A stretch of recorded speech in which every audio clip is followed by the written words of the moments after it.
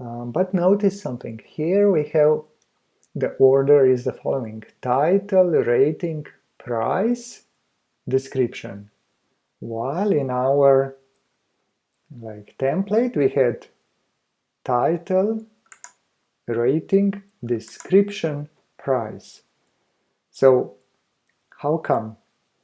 And the reason is that we are using single product with hooks.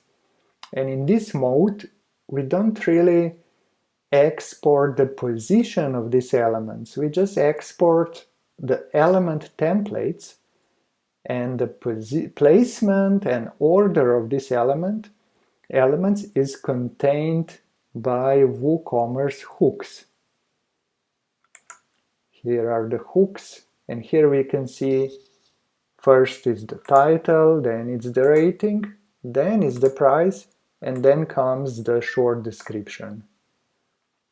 So if we would want to use the hook mode, we would have to remove the single price action hook and then add it again with higher priority, maybe like 25, so that this function would be called after this.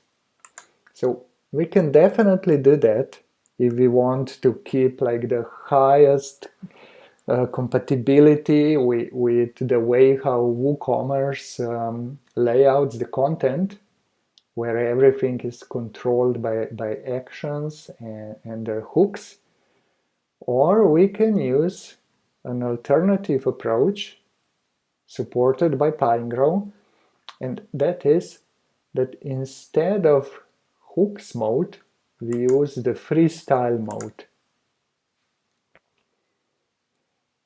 And in freestyle mode, we export the templates like we did before, but the templates are also shown in the exact position as they are here in our design.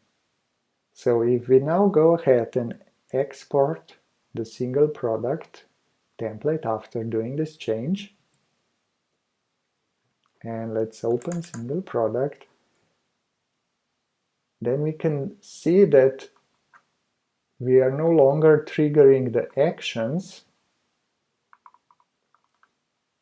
for displaying the information, but we are actually calling these functions directly. So here we are displaying the title, and then we are displaying the rating, we are displaying the excerpt. Excerpt means short description, and then we'll do the rest of them. So to keep things simple, for now, let's just switch into the freestyle mode and keep using it. And of course, if we would want to implement this custom ordering with hooks, we definitely can do it, but that involves some manual reassignment of how hooks are connected to WooCommerce actions. And we can do that later, but for now let's leave it, and we keep doing the page in the freestyle mode. So just to mention what is the benefit of the freestyle mode is clear, right? It lets us implement any layout we want directly and easily. But what is the drawback? Well, the drawback is that certain WooCommerce actions are not triggered yet. And then imagine we have a plugin that connects to one of those actions, and because it's not called, then also the plugin cannot insert its features onto the page. So that's something to keep in mind, and kind of sensible approach can be, okay, use freestyle mode, but if we notice that there are any compatibility issues, especially in connection with plugins that we want to use, then we can switch into the hooks mode. So anyway, that's like the Pinegrow philosophy.